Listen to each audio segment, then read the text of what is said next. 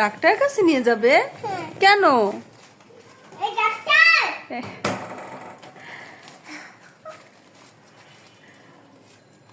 ওই রুমে ডাক্তার?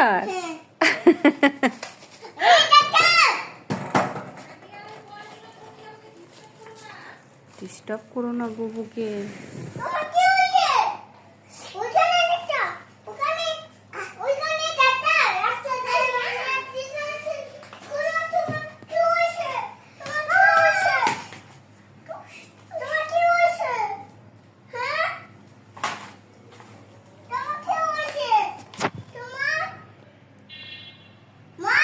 জি বেবি অসুস্থ হয়ে গিয়েছিল।